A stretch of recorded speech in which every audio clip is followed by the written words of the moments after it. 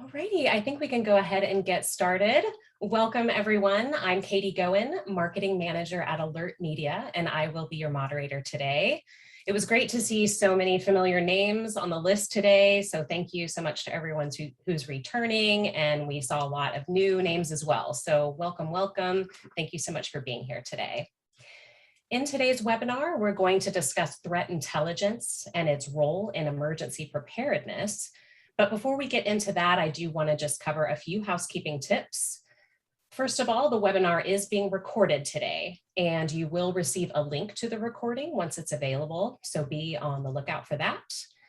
And there will be some time for questions at the end, so you can use the Q&A box to submit those questions for our speakers, either at the end or really any time throughout the presentation. And then also we'll have a few different poll questions today. So I do encourage you to participate in those because it does give us some context about our attendees, but it will also help us direct the conversation today. So with that in mind, I will kick things off by introducing today's speakers. First, we have Sarah Prattley. Sarah is Vice President of Global Intelligence at Alert Media, where she leads a team of experienced analysts to monitor threats and incidents worldwide. And prior to Alert Media, Sarah was at CNN. She was the Vice President of National News for their domestic news gathering unit, where she led the network's coverage in all major events, everything from the Orlando Pulse nightclub shooting to the Boston Marathon bombings, and of course, numerous natural disasters and weather events. During her time at the network, she gained a unique ability to assess, analyze, and decipher information quickly, which is a skill set she now applies to her role at Alert Media. So we are very lucky to have her. Hi, Sarah. Hi, Katie. Thank you. Looking forward to today's conversation. Well, thank you so much for being here. And we also have with us Peter Steinfeld. Peter has been involved in the emergency communications industry for well more than 20 years now. He's the Senior Vice President of Safety Solutions here at Alert Media, where he works with a wide range of organizations on their initiatives such as employee safety, business continuity, and emergency preparedness. And Peter is also the host of the Employee Safety Podcast, which is our weekly podcast series here at Alert Media. And recent interviews he's conducted includes conversations with safety leaders and business continuity leaders from FEMA, Salesforce, Boeing, and Sally Beauty, just to name a few. Hi, Peter. Thanks for being here. Hello. Yeah, thanks for having me. And thanks for promoting the podcast too. There's so many great conversations and neat things that come out of that. I really, really highly encourage folks to subscribe and listen to some of the episodes. Excellent. Well, I just want to quickly go over today's agenda. Today, we're going to be discussing the current threat landscape. So that's both macro trends and kind of less obvious, but still disruptive everyday events. We'll talk about how organizations are responding to a seemingly constant deluge of critical events. We'll talk about a framework for using threat intelligence to monitor for and identify the threats that are facing your business. And finally, we'll wrap up with a few key tips and best practices for how you can implement threat intelligence at your organization. But before we get into that, I do want to go ahead and launch our first poll. So let me get that going. And the question here is, how are you currently monitoring threats near your people and your locations? So if you could just take a moment to fill out the question on your screen. Is everybody seeing that okay? Perfect. So your answers can be, we manually monitor the news and social media. We use open source intelligence or social media monitoring tools. We use a third-party vendor, or we do not proactively monitor threat intelligence data at this time. So I will give that just another minute for everyone to get their responses in. And then what I'm going to do, guys, is just go ahead and share these results. So that way everyone can kind of get a feel for where everyone else is as we move through the presentation today. So I will go ahead and end the poll now. Let me share these results. Okay, can everyone see that okay, the results? Yep. coming through Perfect. on my side. So yeah. Okay, great. So it looks like the majority of the folks are not proactively monitoring threat intelligence data.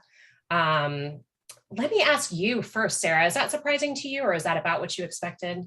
I think it's about what I expected. And I think, it definitely drives towards the conversation today about the importance of keeping an eye on the landscape and what's going on. But even just looking at the other responses, it looks like kind of a pretty good menagerie of the other responses as well, from everybody who's joining. Okay. Yeah. And what about you, Peter? Any surprises here? No, it just leads to show how it's a difficult thing to do. Everyone's got day jobs. Very few people have the resources to dedicate people to just sit there and look through all these sources throughout the day, 24 hours a day. So frankly, you're just overwhelmed with information. You got to go focus on what you can actually practically care about each day. And that's really tough to sift through all that information manually. That's a good point. Excellent. Well, let me stop sharing that one and we will move on into the current threat landscape. So Sarah, I will pass it over to you now so you can start that discussion. All right, awesome. Thanks, Katie. Appreciate it. So just to kind of kick it off, one of the most common things I think we're hearing from our customers is that organizations and their employees are more concerned than ever about personal safety and business continuity threats. And I think the immediate question that pops into everybody's mind is why? Is it because we've got this volume and severity of events that's increased? Or is it because we are more conscious of what's going on in these events because of the amplifying effects of things like media coverage and social media? And I think, the answer is probably that it's a good bit of both, maybe a few other factors. We'll definitely dive into both of those in a second. But let's definitely first take a look at how businesses are thinking about this broader threat landscape. And to do that, we can take a look at some data, which is really helpful. So this is from Allianz. They are an insurance and financial services company. They recently released their annual risk barometer that outlines the top corporate risks for the next 12 months and maybe even a little bit beyond. And as we look at this data, there's definitely a few things that very immediately stand out to me. So first, business interruption, pandemic outbreaks, cyber incidents, those ranked 1, 2, and 3 for 2021. I feel like it's kind of unsurprising given the unprecedented disruption we felt with the pandemic with COVID-19. Farther down on the list, I think we really start seeing kind of those macroeconomic trends and developments showing up, which really, further illustrates the far-reaching impacts of the pandemics and organizations really paying attention, of course, to anything that's going to impact the bottom line. But several other risky types of incidents associated with employee safety also register here. And I think that's important to point out, everything from severe weather and natural disasters and political violence. And I think when we kind of take a collective look at this, what it really shows us is that organizations really don't have the luxury of focusing on maybe just one or two different types of threats. At this point in time, we really have to care about all of these categories virtually all the time with what's happening around us. So case in point, let's take a look at a few specific threats and how they've changed over the past 4 decades. So what we're seeing here is data since 1980, so the last 40 years, and the number of extreme weather events has increased by about 324%, which is a big number. The number of public demonstrations and protests is on the rise as well. That's gone up about 230% over the past 40 years. And then tragically, the number of mass shootings in the US has increased by a staggering 725%. Very disturbing. And I think, it's important to say that all of these things at some level are pretty disturbing, staggering figures with this, increase in numbers. But unfortunately, this is the reality that we are dealing with today. And there's definitely things that we can do to help mitigate some of the risks. I certainly don't have to tell anyone on this webinar today the impact that this is having on business continuity teams and security professionals in particular. The scenarios in the scene is vast and it's evolving, and we're definitely feeling it. So let's go ahead and take a look at each of these in a little bit more detail as well. So for the 6th year in a row, we've had an above average Atlantic hurricane season. I think we're all kind of used to the hurricanes now and the projections. You can see on the right-hand side of the screen, NOAA's hurricane season predictions from this year, as well as the actual number of storms that we've experienced so far this season. Thankfully, we're pretty much closing it out. It was a busy one, and expectations were certainly met. 4 major hurricanes, category 3 or higher. I'm sure many people remember storms like Ida and Elsa in particular that had those extreme impacts, not only to the Gulf Coast, but also traveled very far inland with impacts as well.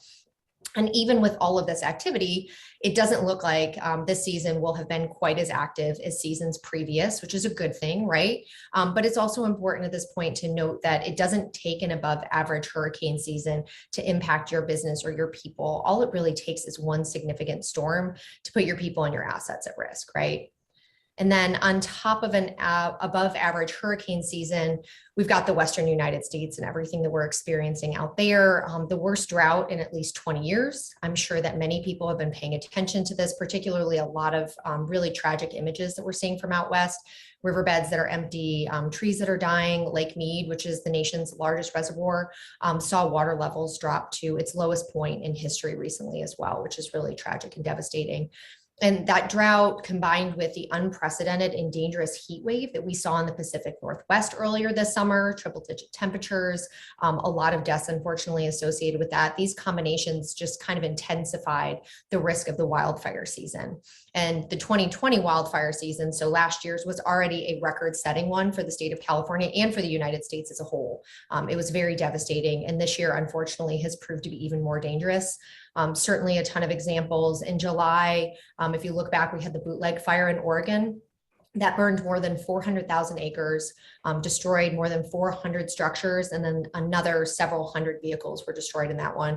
And then that same month, we had the Dixie Fire, which erupted in California. It's now marked as the second largest in state history for California. And the list really goes on and on. I think the most positive thing to say here is that we are trending out of the fire season, which is a good thing. It gives us certainly some food for thought for next season.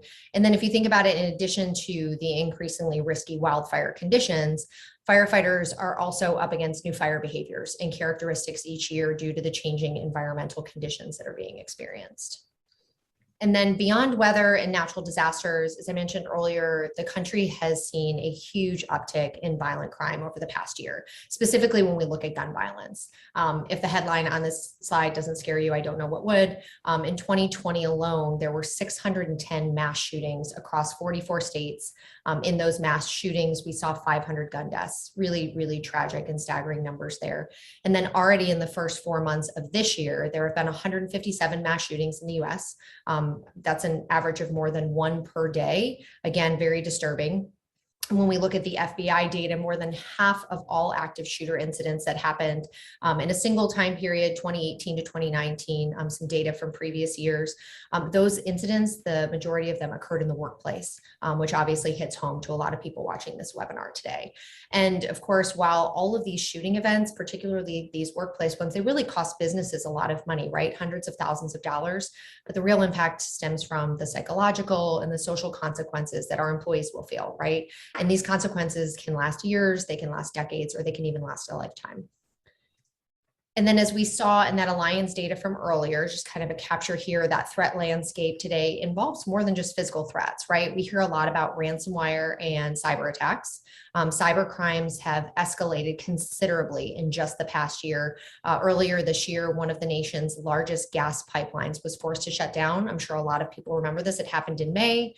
That caused major disruptions in the US gas supply, basically from Texas all the way up the East Coast into New York, several weeks and even into months of impacts there. And then just a few days later, just a few days after that started, we saw JBS, which is the world's largest meat company, paying an $11 million ransom to cyber criminals who had temporarily knocked out their plants division across the United States. So a really big toll that we're seeing things take there. The cost is absolutely astronomical. It's incredible. It's going up. Cybercrime damages were actually projected to cost the world $6 trillion annually by this year. And the number of data breaches in the US has significantly skyrocketed within the past decade, from a mere 662 back in 2010 to over 1,000 just last year in 2020. And with that escalation of cyber incidents and other cyber threats that are impacting everything from global supply chain to individual employee safety, right? You know, one thing is super clear, that knowing how to prepare for these sorts of threats really does impact everyone. All right, Katie, I will pause because I think you have another poll that you want to launch into. Absolutely. Yeah, this is a great opportunity to get some audience feedback. So let me launch this one.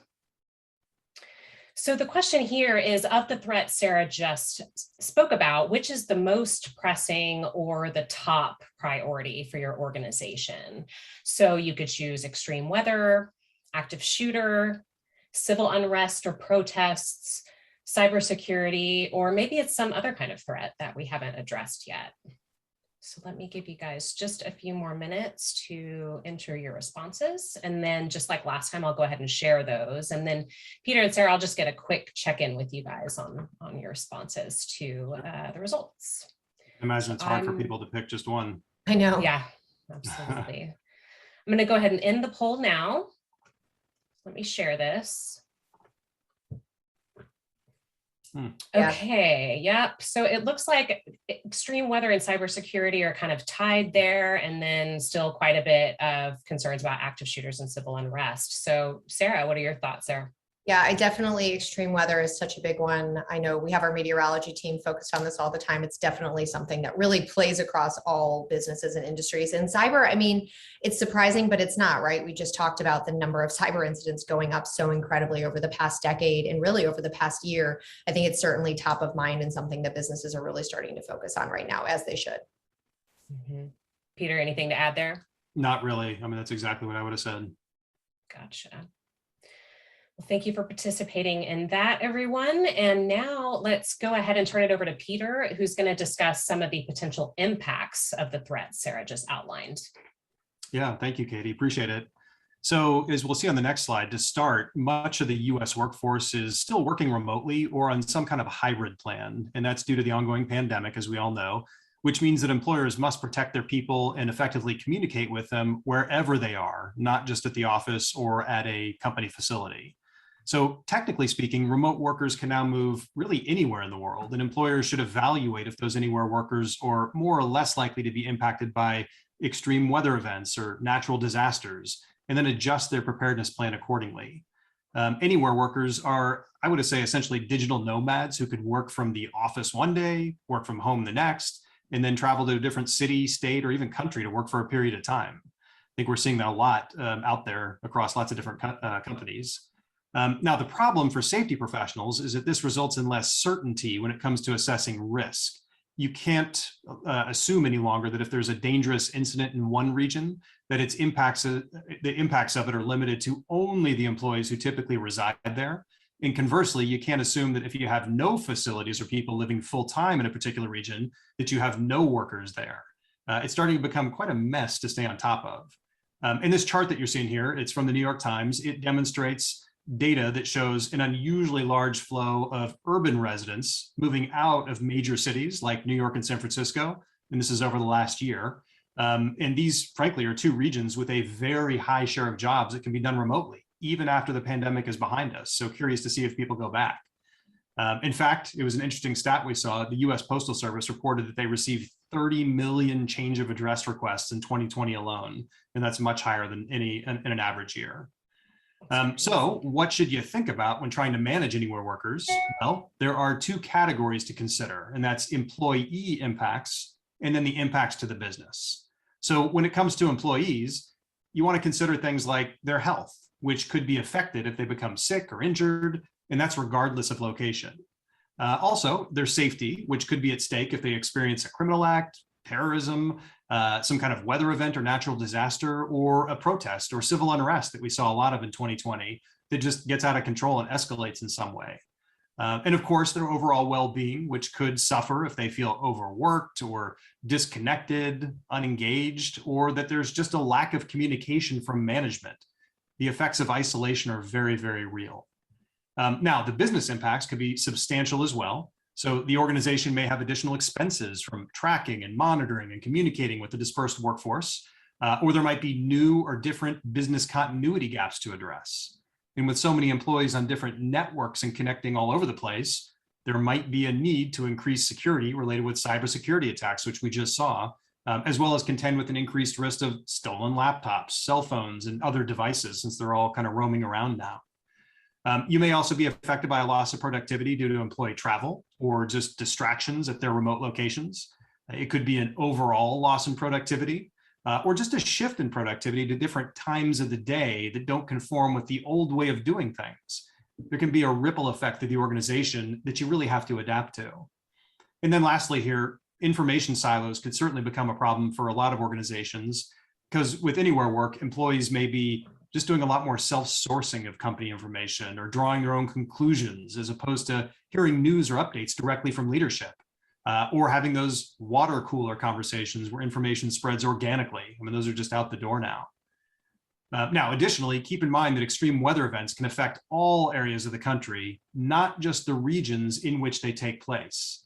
So you'll see here on this next slide, oil, gas, and other fuels can be in short supply after a severe weather incident, which limits transportation and can cause supply chain disruptions. I remember personally back when Harvey hit, I was in Houston and ended up in Dallas somehow. And even further north of there, it was almost impossible to find gas, even though those people weren't directly affected by the storm. So businesses really need to think about where their suppliers are located and if those distribution centers and warehouses have the potential to be impacted by these storms or wildfires or something else is disrupting. And then what if a storm or wildfire takes down a power line? Well, lack of electricity can force retailers into a cash-only scenario, but then how are consumers going to take cash out of an ATM with no electricity? So again, the ripple effects can be substantial. Many industries with facilities in impacted areas are likely to experience extended downtime or lost revenue if they can't serve their customers, so keep that in mind. And some organizations are concerned about FEMA and if there's going to be enough funding or resources to help with recovery. In fact, a disaster mitigation expert that we recently spoke with said that there's a general rule to natural disasters, and that is to plan for no help arriving for at least 72 hours following the event. So let me just state that again. That's 72 hours without any help or additional resources from the government. So just assume you'll be on your own for the first 3 days. So how does this all net out from, I would say, an impact standpoint? Well, surviving in the new and constantly evolving threat landscape really requires an eye on the future at all times. You have to prognosticate as much as you can. Thousands of safety, security, and operational incidents occur daily around the world. And it's everything from road and airport closures to protests, active shooter scenarios, criminal activity, weather events, and each represents a potential risk to businesses and their people. Staying on top of these risks can be really overwhelming, mentioned at the very beginning. Without the right resources, it's very difficult to keep up with everything. Yet, we do know that during a crisis that seconds really do matter. And the quicker you respond to an emergency, the less impact on your business and your people. So the best solution really is to start thinking about proactive threat intelligence monitoring. I know a lot of people said that they're not doing it, but it's a very important thing to do with all the stuff and the volume of things going on now. And it can be done either by employing a dedicated team of analysts in-house who work various shifts, keeping an eye on things around the clock, or you have the alternative of implementing an intelligence gathering and reporting software solution that basically gives you the power of that team at a fraction of the cost. It just depends on what's right for your business and your budget. Okay, so now that we've discussed the threat landscape and potential impacts of those threats, let's just talk about what most of our attendees here likely are tasked with on a daily basis, which is to answer the question, what can we do to better protect our people and businesses? So for that, Sarah, I'll be quiet and I'll turn it over to you to dive into that a little bit more. Well, thanks, Peter. Appreciate it. So the framework that I'm going to discuss is meant to offer a scalable and repeatable process for managing and identifying and alerting your employees of potential threats. It is by no means meant to replace your ever so important emergency preparedness plans. Those are really incredibly valuable tools I know everybody is leveraging. Instead, it really should act in complement and even enhance those tools. So a complete threat intelligence program requires a few different components, people, technology, and processes for moving from a place of data to a place of true action. So we'll start with people. So people really understand what to look for, right? How to interpret, how to analyze, what they find and recognize and how it's actually going to impact you and your people and your business. And then of course, how to take action based on that information. And there are hundreds of thousands of data points out there. It's a lot of information that's out there every day. We produce a lot of it. Many of those data sources are trustworthy, but it's coupling that information with an analyst's knowledge that helps to filter out the noise and really focus on the events that directly impact your business operations and your employees' safety. And in a lot of situations, right, both of those. And then you've got technology, which is great. It can supplement the work your people are doing, helping to monitor for and detect intelligence across all places on the interwebs. And then you've got processes, right? They help you understand how to communicate what you find, putting in play your action plans. And that includes that business continuity and emergency preparedness plans. And the quicker you can put these into action, Peter mentioned this before, it really saves time, it saves energy, it saves money, and the less damage that you're going to incur. In fact, there's good news to share here. So a recent study from Forrester found organizations see a $395,000 increase in revenue from faster emergency response. If that's not a selling point, I don't know what is. That's just great news for businesses who are doing it right. So let's go ahead and put that concept that threat intelligence requires people, processes, and technology to work within a framework that we can share, right? So a threat intelligence framework includes 4 elements in my mind. The first, monitoring the right resources for relevant threats. That's your technology piece. Identifying which of those may impact your people and your businesses. So that's both going to be technology and a people responsibility. Number 3, verifying the threat is indeed real, right? Your people are going to handle this part. And then lastly, responding to it or putting your action plan and your process into place. So starting with the first piece of the framework here, let's jump into detection. The primary challenge involves that signal to noise ratio. Threats are evolving and becoming more severe at an incredible rate. We saw that earlier in the slides and the data. And additionally, they don't always occur within that typical 9 to 5 office hour period of time, which means analysts really need to comb through massive amounts of data and information around the clock. That cycle can't really stop. As Peter mentioned, some organizations may choose to solve this challenge by employing a 24/7 security operations center, which is great. Analysts on all the time to monitor numerous threats, comb through that data, figure out what's relevant and important, looking at local news, social channels, maybe even the National Weather Service. And then you have other organizations who may choose to outsource their monitoring by deploying a purely software solution, which is a great solution as well. And either way, your goal should be to monitor as many potential threats as possible, gather context, weed out misinformation. That way, threats can be detected early on and then properly addressed by you and your teams around your company. So before we move into the next piece of the framework, though, I will let Peter give us a great example of detection in action from one of our customers that I think will be really helpful to paint the picture. Yeah, absolutely. Happy to talk about it. So this is Paradise Valley Estates, great example. It's a nonprofit senior living community that's located in Northern California, and they've got, I think, a little over 500 residents there. It was back in 2018 when a wildfire forced the community to evacuate, but they did so by essentially going door to door very manually to notify residents about the oncoming threat. And as you might imagine, very time consuming, very labor intensive. A similar scenario occurred, it was not long after that, when a gas line was accidentally breached during a construction incident, and they had to rely on the same time and labor intensive process. So it was at this point that the Paradise Valley team realized that something needed to change, and they implemented a more modern combination of essentially an emergency communication solution that also offered real-time threat monitoring. When another wildfire, then it's in California, so these things happen, it threatened the facility in 2020. They knew well in advance this time that it was coming because they had that forward-looking intelligence. And as a result, Paradise Valley was not only able to alert residents of the oncoming threat within literally 60 seconds by sending out messages via all sorts of channels like email, text, phone call, but then they safely evacuated all the staff and residents while also identifying at the same time an additional 24 residents that couldn't evacuate on their own and needed assistance. So it was definitely a fantastic outcome. Sarah, back to you. Awesome. Thanks, Peter. Again, I think providing these stories and examples is just really helpful. Okay, so Paradise did a lot more than just monitor for threats. They took action, right? They identified that they had a wildfire in 2020, that it was a real risk to their facilities and their staff, and then they communicated about the threat well in advance, and they had great success doing this. But if you don't take that first step, right, scouring multiple sources for critical events and information, then you're certainly not going to be able to identify when an event could be relevant to you and your people and your business. And that's once again where that combination of both technology and people comes into play. Artificial intelligence, which I think is great, can comb through a significant amount of information, but it's also important to understand the types of threats that may be facing your business, and humans are going to be the best equipped to handle that part of the process. And identification involves understanding a few different things. Number one, the type of threat, right? Whether it's weather related, crime related, or something else.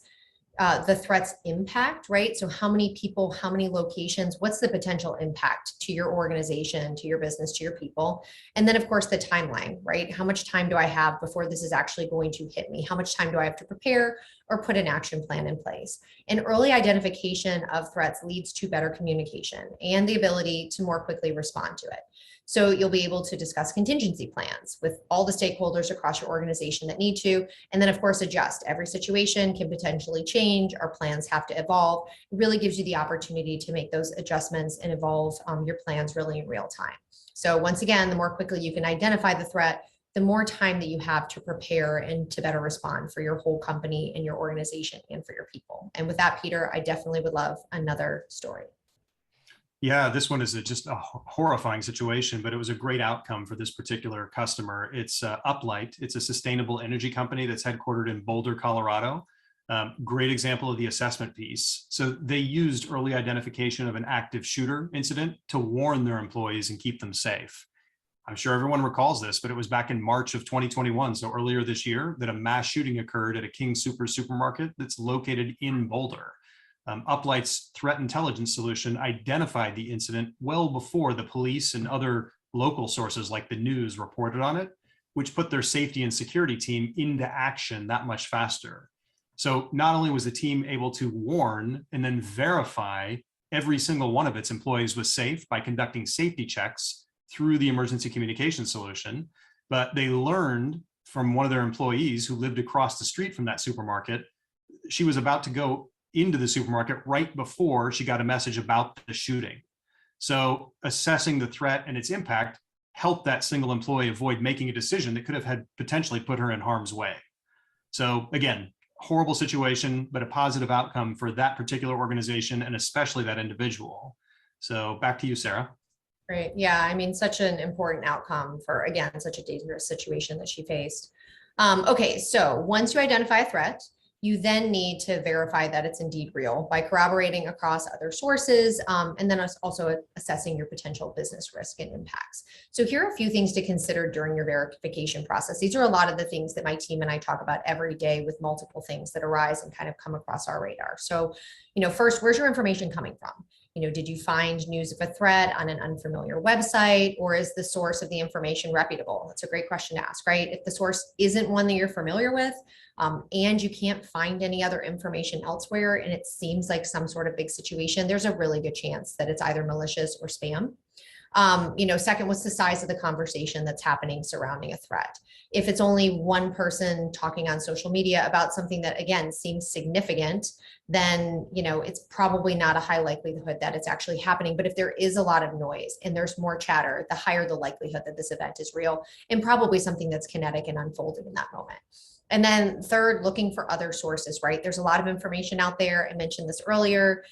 There's media, there's authoritative sources, there's social media, there's police scanners, there's all kinds of information. And the more information and sources that we can use to kind of corroborate and cross-check that information, the better we can feel about the information that we're seeing. And again, there is absolutely no shortage of open source intelligence about what's happening around the world. But making sense of it and verifying its accuracy is an entirely different problem. And it's really important that we understand that and we face that as well. So I'll take you through another example myself this time. And to better understand just how important, this verification stage is, I once again think it's helpful to just do this, right? To think about different situations and to think about the information that's out there, because there is a lot of information. Some of it is purposefully misinformation. Most information is true and real, and there's a lot of people that share great information. Sometimes misinformation is shared, unintentionally. There's bots, there's all kinds of information flowing around. So definitely a lot of skepticism that you want to add through that lens. I'm not sure how many of you are familiar with the game Roblox. I have a 9 and a 10-year-old son, so I am intimately familiar with this one, at least at a high level. Well, one of the common things our team sees when we're going through open source intelligence is that the gaming world can bleed very much into the real world. And there's a lot of discussion on forums and social media about the world within these games And often something happening virtually can make its way into the ether and present as something that could look real. In this situation that we're highlighting here could look like a massive fire that's happening somewhere in the United States, which in fact was not the case, but really throwing that lens and being able to justify and verify where information is coming from is really important. Again, this is something our team has seen a number of times in recent months. Okay, well, that brings us to the final element of our framework, which is response. So condensing the time between detection and response is critical, not only because of the significant impact on human safety, but also business continuity and protecting the bottom line. It's very important for our businesses. So there was a recent Forrester study that found that organizations that improve emergency response by 30 minutes per incident experience higher revenues. Again, a great selling point to threat detection and making sure you have the situational awareness. Your emergency response plan should help you considerably during the stage. So once notifications are made to key stakeholders and leaders, safety operations and things are happening, determine how to communicate news of your response, right? What action are we taking? What do we need other people to be doing as a part of this? Responses can vary widely depending on the setting and the circumstances surrounding whatever the threat is. And detailed communication with your people before, during, and after should be priority number one.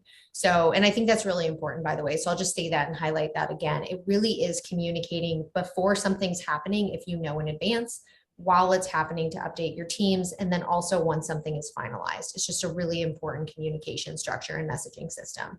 So regardless what the incident is, people need to know how to act and how to act quickly, and this will help there. Excuse me, another important thing to consider is how the information is going to be delivered and received, right? How effective the channels of communication are when you're reaching everyone in harm's way. You know, it's a best practice to send messages across multiple channels. Text messages, push notifications, email, phone calls, Slack, maybe other social media. They're all relevant and potentially helpful in these situations to make sure that people are actually receiving important information. And then also making sure that you have a way to receive messages, right? It's one thing to actually be able to get to your employees and tell them that something is happening or is about to happen. It's also really important to receive messages and communications back from them. So, and if an employee needs help, they can make that request to you. They can actually effectively communicate back when they need something. And with that, I will let Peter give us another great example of this.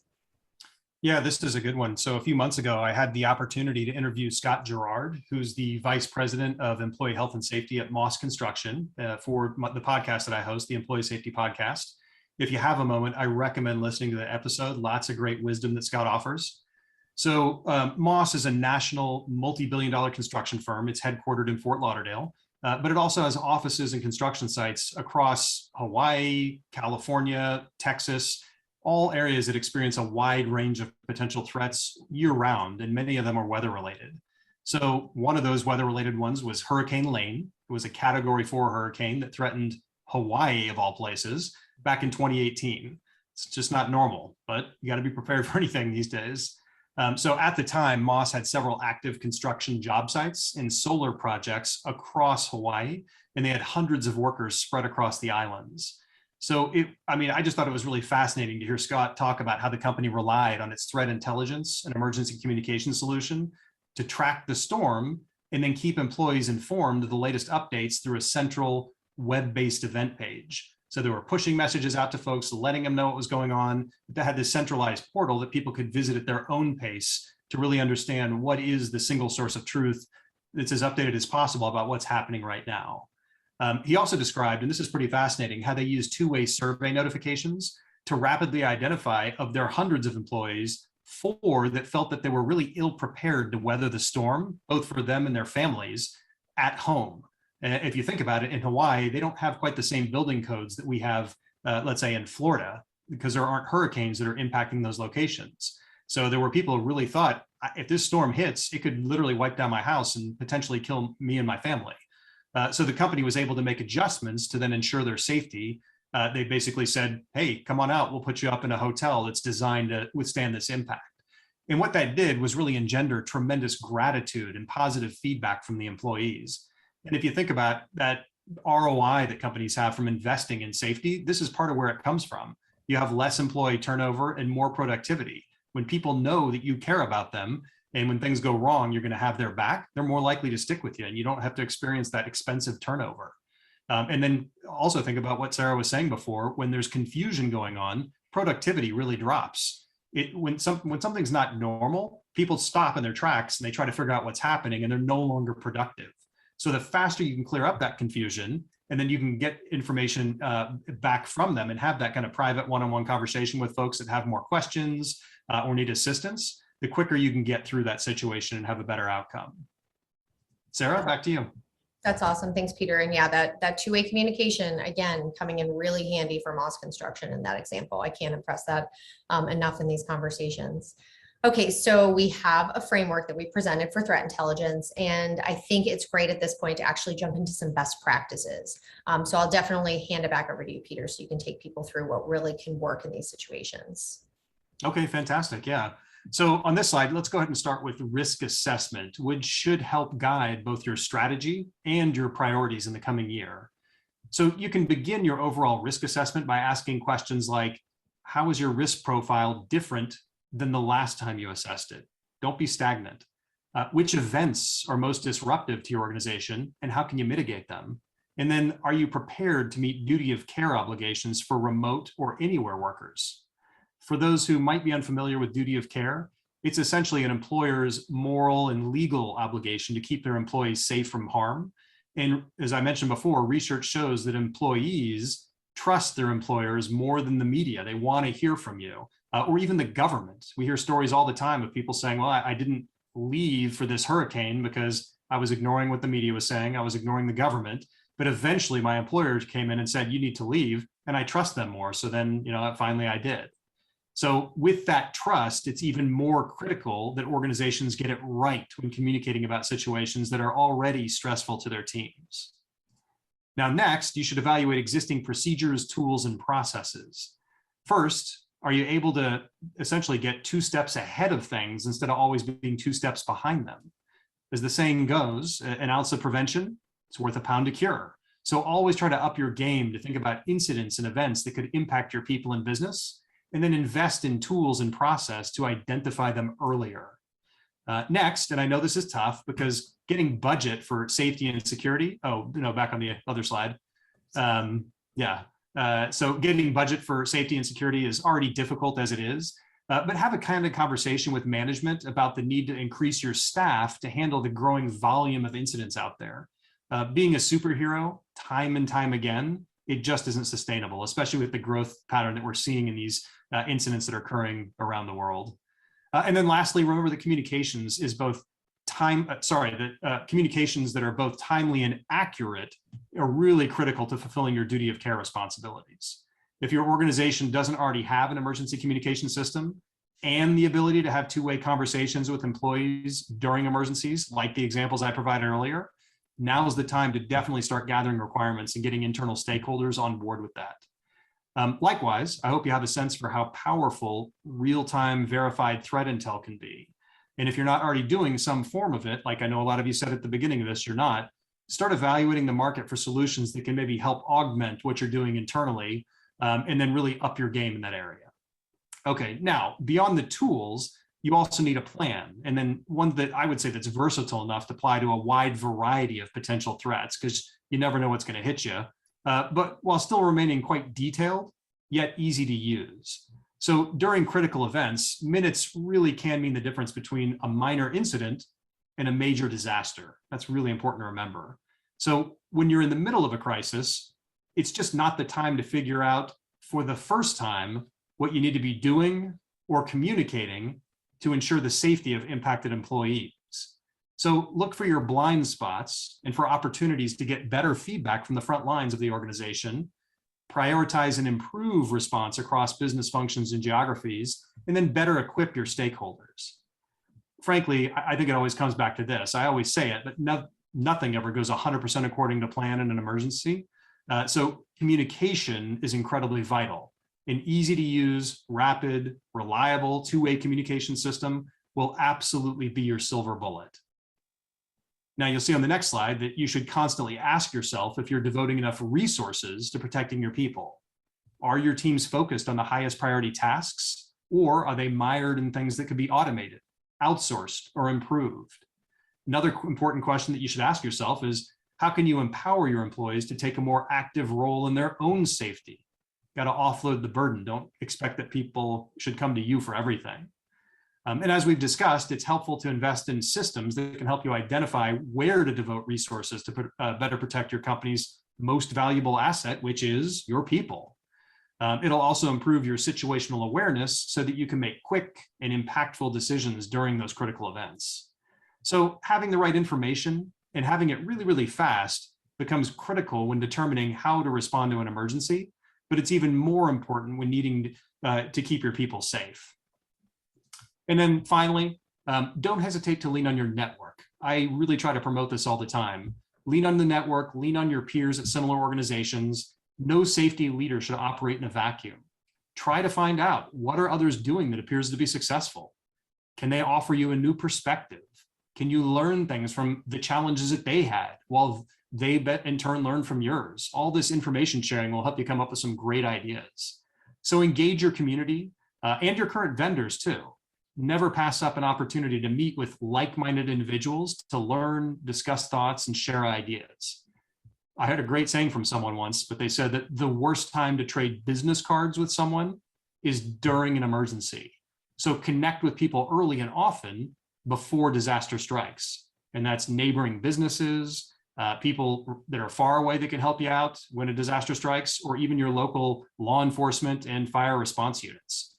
Trade business cards with them today. And then lastly, I strongly encourage everyone to embrace the concept of iteration. Just start somewhere and then focus on small and continuous improvement over time. And you'll be surprised. You raise your head up in 6 to 12 months and you're like, wow, can't believe how far we've gotten. All right, Katie, I'll turn it back to you now. Thank you so much, Peter and Sarah. That was great information. And before we do get to some audience questions, I just want to poll our audience one last time. So let me go ahead and launch that. And if you could just let us know if you're interested in learning more about how Alert Media can help you build a threat intelligence framework within your organization. And you can just do a simple yes or no here. And if the answer is yes, we will happily follow up with you afterwards to make sure that you get all the information you need to make that happen. And then also, I'll go over this again at the end as well, but at alertmedia.com, we do have quite a few free resources available to anyone. So you can find some great information and data there as well. So I'm going to go ahead and end this poll now.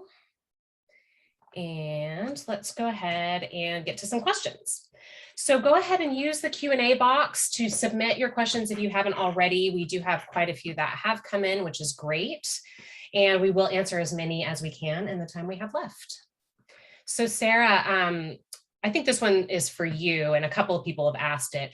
What are some of the ways that you filter threats to avoid overwhelming, admins or internal teams? Yeah, that's a great question. And yes, I harped on this a little bit. There's a lot of noise out there. There's a lot of information, and there's a lot of information that our team sends to our customers on threat intelligence and things happening around the globe. The best way for our customers, and a lot of them do this really effectively, is to pare down on that noise, is to really hyper select, right? We have a number of different categories. Different businesses and different people care differently about different things that are going on around the globe, right? They have different impacts.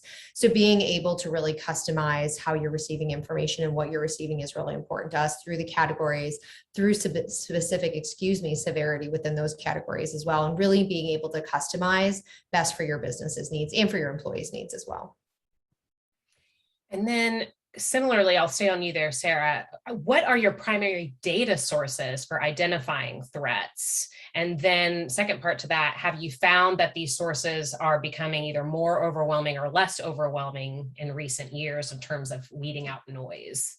Yeah, sure. So from a data sources perspective, we have a lot. We look at a lot of that, ever so important information that people are sharing all over, particularly online, everything from authoritative sources, governments, institutions, law enforcement, to, media outlets throughout the world. Really great resources for information. As you can imagine, social media is very prominent. Definitely have to look at that through that lens I was presenting earlier, of knowing where information is coming from and being able to vet. So all of those things really combine combined together help us understand what's going on. Those are kind of the main buckets of resources that we use. And a lot of times we're cross corroborating, as I mentioned earlier, making sure we're getting multiple sources of information on information that we're sharing with our customers as well. And then the second part of that question, Katie, remind me what that was again. Yeah. Are they becoming more or less overwhelming in terms of weeding out the noise? There's definitely a lot of information. I know we've shared different data points for customers and webinars and stuff in the past. The amount of information is quite overwhelming. The amount of information that we as human beings are sharing is just continuing to go up based on our need to share information, but also on the different platforms and capabilities that we have to do that. So it definitely is getting to be a higher volume. I would say the benefit that we have on our team is the tools that we use and also the expertise that our analysts have in being able to really deliberately comb through that noise and weed things out that won't make a difference to our customers, to their business, to their employees. So while the volume is definitely going up, I think, again, that great benefit that we have is the human vetted aspect of it and our analysts really having the expertise to deal with that volume. And I just want to stay on that one more second, Sarah, because someone's asking, is the information reported verified beforehand? So that's what you're talking about with a human verification, correct? Yes, exactly. I think that it's really important to note that all information goes through an analyst and their expertise, generally a team of analysts expertise as well. We work in teams focused on different parts of the globe, but all the information that we present to our clients is analyzed and vetted ahead of time. We also provide kind of at a high level where we're getting information from. I mentioned earlier some of the resources and information sources that we use. We really like to be as transparent as we can with our customers so that they know whether or not something's coming from something that's more authoritative, maybe a government or an institution, or whether something is currently being presented as social media chatter. We recognize that a lot of customers may respond to a situation differently when presented with some transparency as to where information is coming from, whether it's very authoritative and they want to jump right into their business and action plans. Maybe if it's on the social media side, just kind of starting to wait and seeing what continues to transgress, waiting for updates from our team, and then maybe starting to jump into action as well. That makes sense. Thank you. And then we have a question. I can actually answer this one. What is the address of Peter's podcast?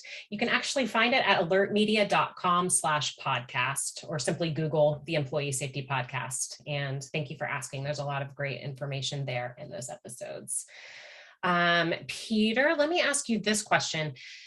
What are some barriers that organizations have encountered when they look to implement threat intelligence at their organizations? Do you have any examples of that? Yeah, I mean, I think the thing I see the most is that there's just simply too much information out there to process without help. A single person just can't be expected to do their day job and then keep tabs on potential and current threats to their employees and business. Few organizations really have the resources or frankly, the willingness to build a team of analysts necessary to do it effectively. And Sarah has talked about her team. It's a lot of people. And even with that, it's still a tremendous amount of information to sift through. So that's probably the biggest thing. And then, the other thing is you might decide to invest in a tool that just kind of gives you everything that's happening out there, including those roadblocks, fake alerts, and things like that. And that can actually paralyze you because you start to have to sift through hundreds or thousands of things coming in, and it's just overwhelming and you just stop. So I would say those are probably the biggest barriers to people getting successful in something like this. Mm-hmm. And then Peter, also for you, do you think that threat intelligence could have a direct impact on a company's ability to build trust with their stakeholders? Thoughts on that? Yeah, that's actually pretty interesting. I would say without a doubt. I mean, who doesn't appreciate getting a heads up about a potentially dangerous situation? I know I certainly do. It goes back to a podcast episode I had where someone brought up the idea of Maslow's hierarchy of needs. Mm-hmm. If people don't feel safe, they can't focus on anything else. I've said it before, but productivity suffers. So getting 2 steps ahead of things has profound benefits for any organization on so many levels. It makes sense. And it goes back to the employee trust you were talking about earlier as well. Yes. And okay, Sarah, have you established a system for prioritizing threats, like the ones that matter the most? And if so, how do you rank them? Sure. I mean, there's definitely a thresholding model that our team utilizes because there is a lot of noise to make sure that we're bringing the right information and the highest level information to our customers. Even with that, we definitely have to implement some prioritization. We have the benefit, thankfully, of having a number of analysts on teams together around the clock. So generally, we're able to prioritize by assigning to different people across shifts where we're hitting everything that's really big. I would say if just, kind of a high level prioritization, usually things that are of, very big concern to human life, that obviously is going to take a great priority with our team. But really anything that a high level is going to impact life or huge business and continuity impacts are going to be really high up there for our team to make sure that we're addressing quickly. Excellent.